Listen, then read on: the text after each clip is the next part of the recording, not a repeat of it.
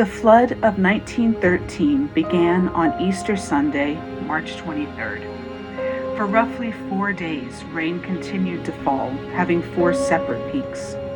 It was a combination of annual spring flooding, an increased rainfall, and melting rainfall that made the flood so intense. Some steel companies were also blamed for depositing waste matter from metals into the river and narrowing the flow. In the first 24 hours, 5.6 inches of rain accumulated in Warren. The Mahoning River measured higher than 21 feet in some spots, reaching near the floor of the Summit and Market Street bridges. By the second day, roads were flooded, impacting workers' ability to report to their jobs.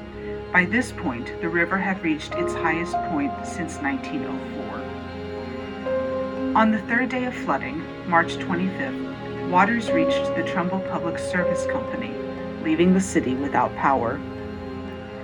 The water levels began dropping by the 26th, and people remained out of their homes until March 28th, when it was deemed safe to return. Early estimates stated Warren alone suffered $500,000 in damage, which would be over $10 million today.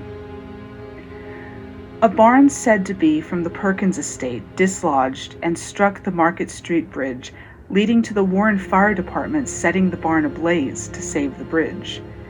Houses and other buildings were also swept away.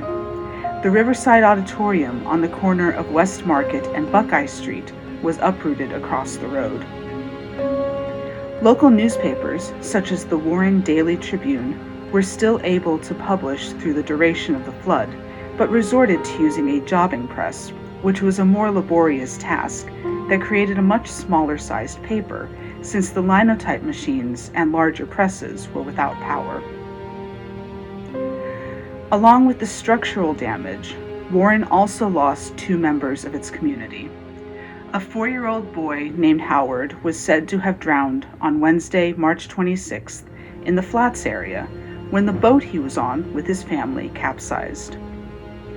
Newspaper accounts of this incident gave Howard 2 different last names, one being Flood and the other Moss. His death certificate lists his last name as Hall. Frank Wilkerson, aged 46, who lived on Belden Alley, also drowned.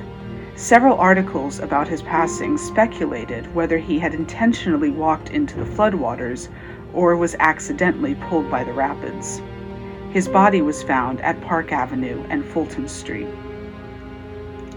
In other areas of the Mahoning Valley, waters damaged streets and shuttered businesses. Main Street in Niles was destroyed, and the Thomas and Empire Mills of the Briar Hill Iron Company experienced severe damage. Streetcars could be seen backed up on Robbins Avenue, and cars were unable to cross the Mosquito Creek Bridge over West Federal Street. The flooding in Girard shut down the Girard Iron Company due to fear of an explosion, and the Avon Park amusement park was said to be underwater. Youngstown also suffered in its industrial areas and around bridges as well. In total, roughly 400 people perished in Ohio, with 20,000 homes destroyed. The city of Dayton experienced the most damage in the state. By April 1st, waters from various areas of the state emptied into the Ohio River, causing it to elevate to nearly 70 feet in some spots. What stemmed from this devastating event was public agreement on river tide control systems. Dams and reservoirs were seen as lasting solutions to stopping deadly overflows of water.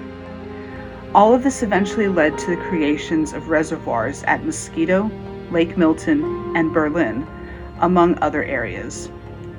Later floods in 1959 and 2003 are also remembered for raising the river higher than its normal levels, but nothing has ever matched the devastation of the flood of 1913.